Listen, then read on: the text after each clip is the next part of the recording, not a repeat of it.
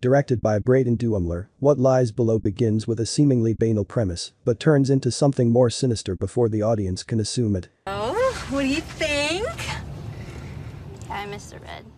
With the recent revival of the Lovecraftian brand of horror, more and more films are trying to depict the alien monster in all its uncanny and ghastly vastness, and some of the titles that take the path include Color Out of Space and The Call of Cthulhu.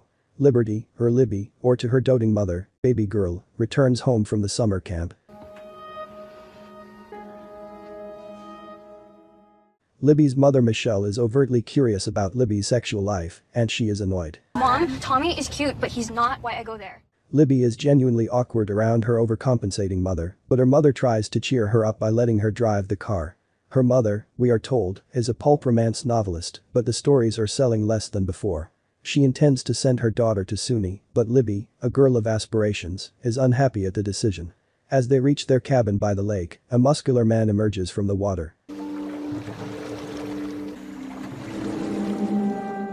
He is the muscular and self-acclaimed cool geologist John Smith, Michelle's fiancé.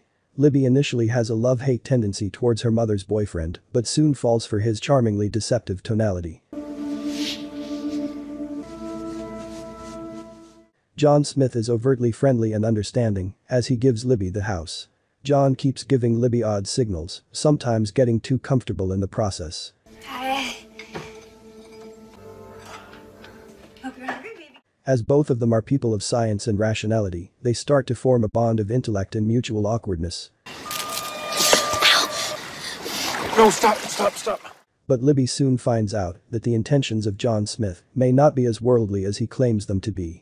In the meantime, Michelle is probably pregnant, and in the absence of John, Libby goes to the town to buy medicines and catches John with another woman. That's a scolopendra. Could it be that John is a parasite in search of a host, like the lampreys, that he is so obsessed about? Libby's life is going to turn on its head as the intelligent and beguiling monster creeps its way into her family. What is John Smith? It's all right. Libby assumes that something suspicious is going on with John Smith. Maybe he is a pervert, since he touches Libby when she has her menstrual in the boat. Afterward, he also licks the blood on his fingers. Well, I don't want to scare you, but their bite is venomous. He also spies on Libby while she is in the bathroom, but leaves before Libby finds out anything. When she goes to the medicine shop in the township, she finds a metrosexual John Smith with another woman.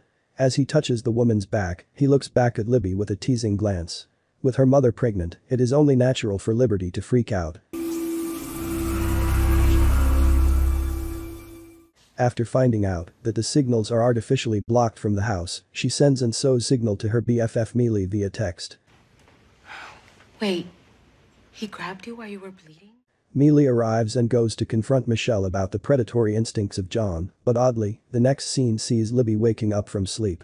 Mealy, we are told by Libby's mother, has left a while ago. Marley left a while ago. Why didn't you wake me?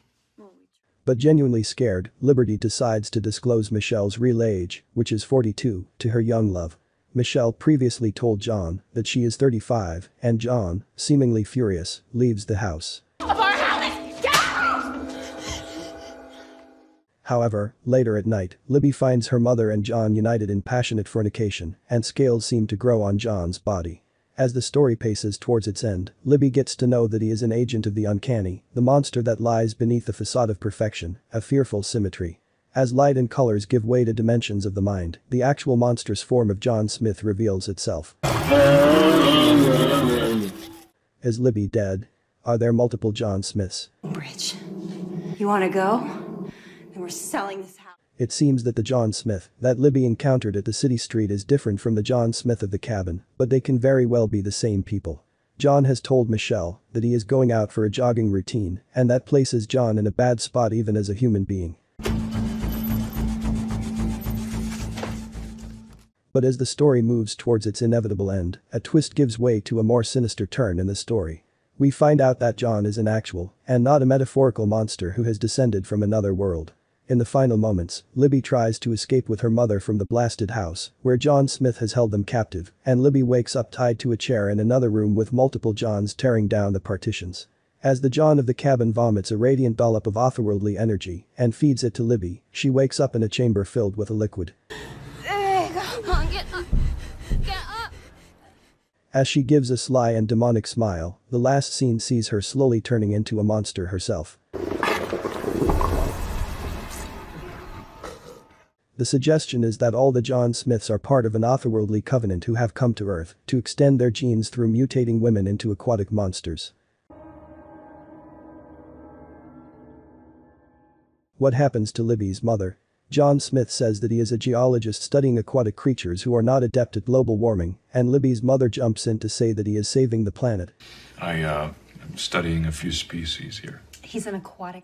In the basement, where John Smith has set up his laboratory, Libby comes to know of the creatures called lampreys. John tells her that they are 390 million years old and can live in both saline and fresh water. Libby's mother is pregnant with John's monstrous baby, who has seemingly come to the Earth to mutate human females and copulate with them. When Libby tries to get her mother out of the tub, John says she is submerged in the substance for her own safety. These little guys are 360 million years old.